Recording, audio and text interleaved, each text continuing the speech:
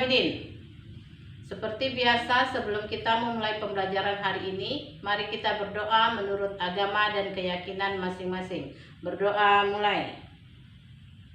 Berdoa selesai.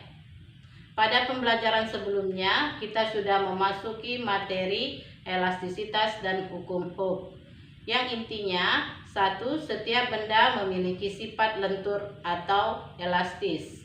Yang kedua, pegas dapat disusun secara seri maupun secara paralel jika terdiri dari beberapa buah pegas. Yang ketiga, elastisitas terdiri dari beberapa besaran, yaitu tegangan, regangan, dan modulus elastisitas atau modulus Young. Pada hari ini kita akan membahas materi fluida statik. Yang tujuan pembelajarannya, satu, mampu menjelaskan faktor-faktor penyebab tekanan hidrostatik. Yang kedua, mampu menganalisis persamaan hukum Pascal berdasarkan fluida statik. Yang ketiga, mampu menganalisis persamaan hukum Archimedes berdasarkan fluida statik. Pada materi fluida statik, kita akan mempelajari mengenai satu, tekanan hidrostatik. Yang kedua, tekanan mutlak pada fluida. Yang ketiga, hukum Pascal. Yang keempat, hukum Archimedes. Nah, kita masuk yang pertama, yaitu tekanan hidrostatik. Tekanan hidrostatik adalah tekanan yang didefinisikan sebagai gaya yang bekerja tiap satuan luas. Nah, persamaannya P sama dengan F per A. Dengan P, tekanan dalam satuan Newton meter pangkat minus 2. F-nya besar gaya, satuannya Newton. A, luas permukaan tempat gaya bekerja, satuannya meter pangkat 2. Nah, yang kedua adalah tekanan mutlak pada fluida. Ini jika tekanan oleh udara luar diperhitungkan. Persamaannya PA sama dengan P0 tambah rho GH. Dengan PA adalah tekanan di titik A. P0-nya sama dengan tekanan udara luar. Rho GH sama dengan tekanan hidrostatik. Dalam sistem satuan internasional, tekanan udara luar satuannya Newton meter pangkat minus 2 atau Pascal. Semakin jauh dari permukaan laut atau semakin ke atas, tekanan udara luar akan semakin berkurang. Nah, yang ketiga adalah mengenai hukum Pascal. Bunyinya, tekanan yang diberikan kepada fluida diam dalam ruang tertutup akan diteruskan dengan besar yang sama ke seluruh fluida. Persamaannya itu F1 per A1 sama dengan F2 per A2. Dengan F1 adalah gaya pada fluida di pipa 1. F2 gaya di fluida di pipa 2. A1 luas penampang pada pipa 1. A2 luas penampang pada pipa 2. Banyak peralatan yang dibuat berdasarkan hukum Pascal. Antara lain adalah dongkrak hidrolik, kemudian pompa hidrolik ban sepeda, mesin hidrolik pengangkat mobil, mesin pengepres hidrolik, dan rem piringan hidrolik pada mobil. Itu semua sering kita jumpai dalam kehidupan sehari-hari. Nah, yang keempat adalah hukum Archimedes. Hukum Archimedes, menurut Archimedes, Jika sebuah benda dicelupkan ke dalam zat cair, sebahagian atau seluruhnya, benda tersebut akan mengalami gaya ke atas sebesar berat zat cair yang dipindahkan oleh benda tersebut. Persamaannya, FA sama dengan ruh C kali volume C kali G. Ruh C di situ adalah massa jenis zat cair. Satuannya Kg meter pangkat minus 3. Vc di situ adalah volume zat cair yang dipindahkan oleh benda. Satuannya meter kubik. G-nya sama dengan percepatan gravitasi bumi. Satuannya ms pangkat minus 2. Nah, gaya ke atas yang dialami sebuah benda yang dicelupkan ke dalam zat cair bergantung kepada volume zat cair yang dipindahkan oleh benda.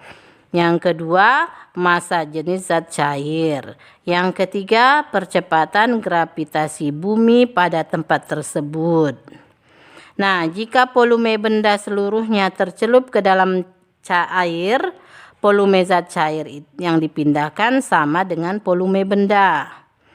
Gaya ke atas yang dialami sebuah benda akan berbeda-beda jika benda dicelupkan pada beberapa jenis fluida. Ini disebabkan massa jenis fluida berbeda-beda. Nah, persamaannya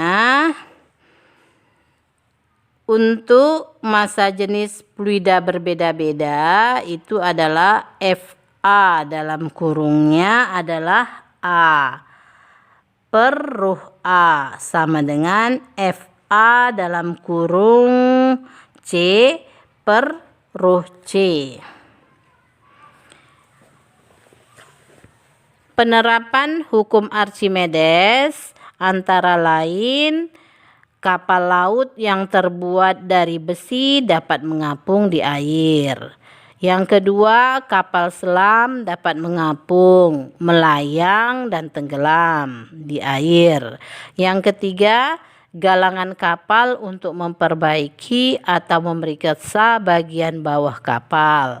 Yang keempat, balon udara dapat naik ke atas. Yang kelima, hidrometer untuk mengukur massa jenis zat cair. Jadi ada 3 kasus dalam hukum Archimedes. Kasus pertama, tenggelam. Syaratnya tenggelam, FA lebih besar dari W atau massa jenis fluida lebih kecil daripada massa jenis benda.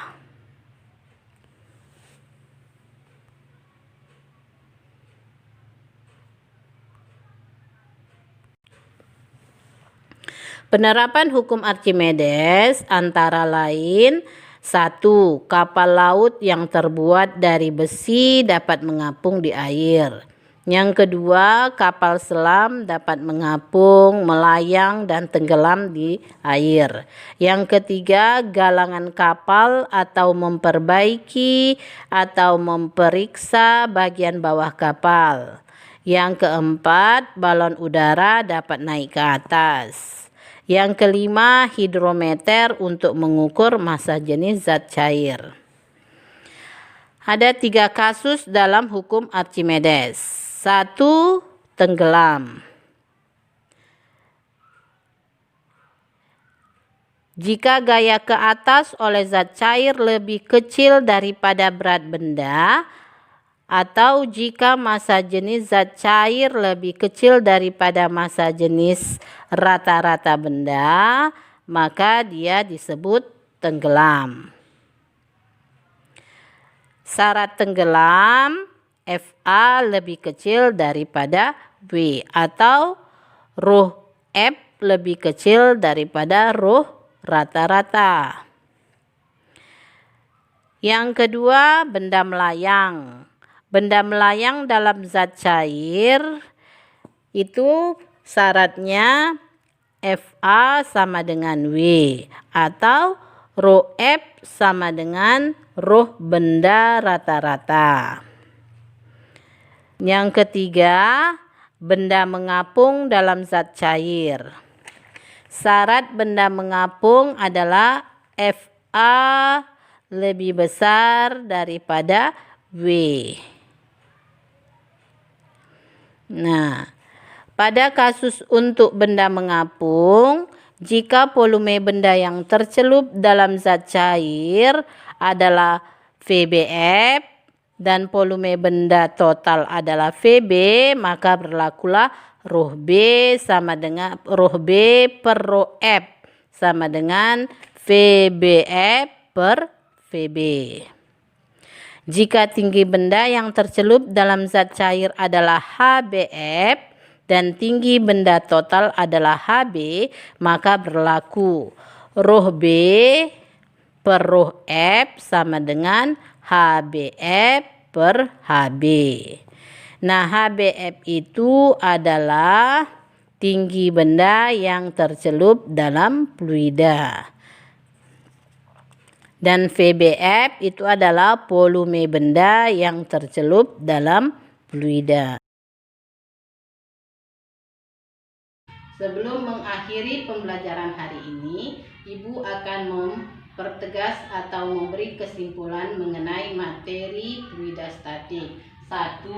Tekanan didefinisikan sebagai gaya persatuan luas.